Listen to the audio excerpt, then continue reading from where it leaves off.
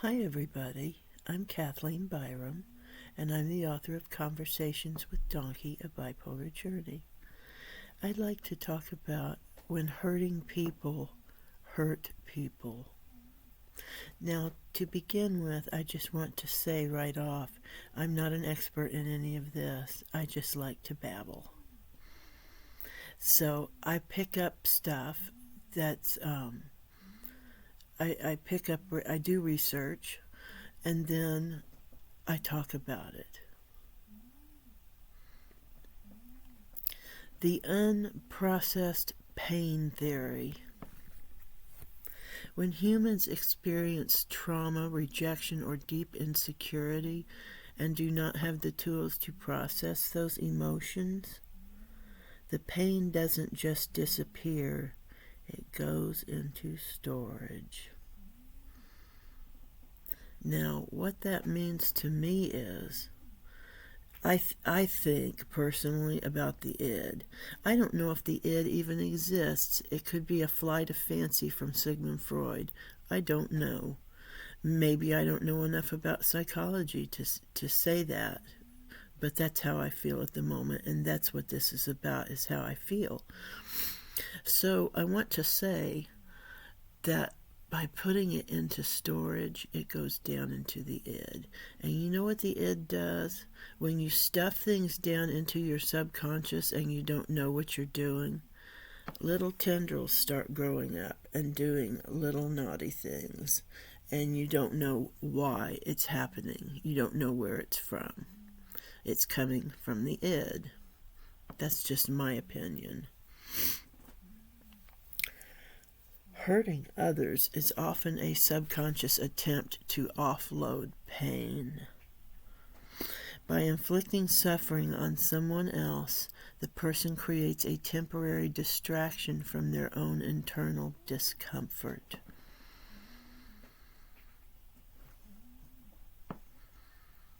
When someone attacks you, the immediate reaction is, "What's wrong with me?" Recognizing that hurt people allows you to pivot to what is happening with them.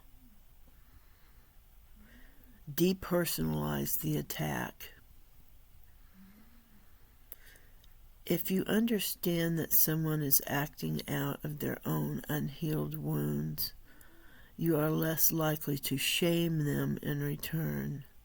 You realize that shaming them would only add to the pile of pain that keeps them acting out. Now, I just had a video about shame. You might want to watch that too. It's the one before this. Breaking the cycle. Radical empathy, not permission. You can empathize with the hurt behind someone's actions without tolerating the behavior. This is where you might want to put up boundaries. If you're not good at boundaries, you can say, "I can see you're struggling, but I will not be spoken to in that way." Now, as for me, I would not even say that. I personally would immediately go into trying to figure out what is hurting this person and why they're doing what they're doing. I have a little story to tell you. It's a short story, and it's not funny. It's serious. I was in Indiana, and I had to do my taxes, and I went to a local tax place, a very famous tax place. I got my taxes done. I was perfectly polite and nice and everything to them, as is my wont. And there was an error. I found an error on the paperwork after we got done, and so I just thought, I'll just have them go fix this. It wasn't a big deal. I wasn't angry. I went in and I told the receptionist or whoever it was that there had been a mistake and it needed to be rectified. So she had me sit down and wait while they fixed it. Presently, along came a woman who stood in front of me and stared. She may have had her arms folded like this, but I don't remember. And she said, "Do you ever make mistakes?"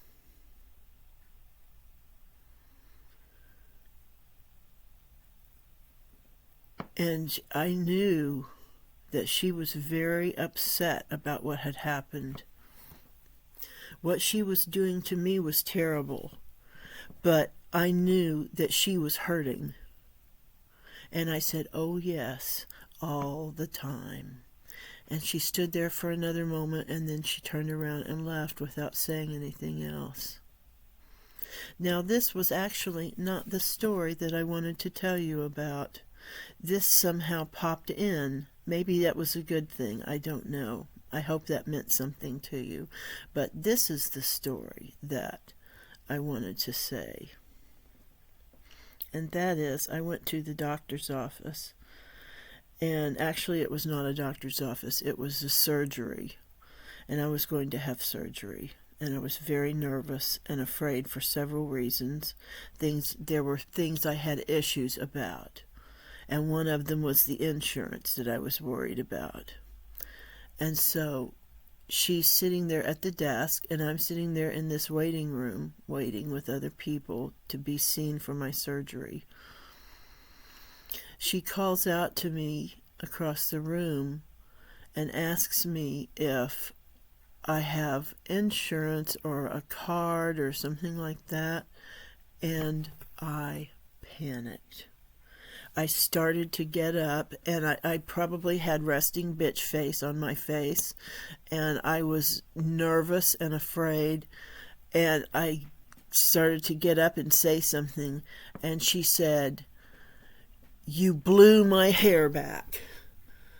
And she was very upset by the way I responded to her. And what she was doing was very unprofessional and inappropriate for her job, but I totally understood, and I said, I stopped my dismay immediately, and I said, "Are you having a bad day?" Well, she didn't say a word. She just turned around and went back to what she was doing, and she did it well. And she was nice to everybody, and she started being kind to people and saying nice things to them and stuff. I just sat there and watched her do it. It was amazing. Now, what do you think would have happened if I had gotten mad? That would not have gone well, and we both know it. And that's enough for this story, because it's 8:31 now of time, 8 minutes and 31 seconds, which is a long time for a video for me.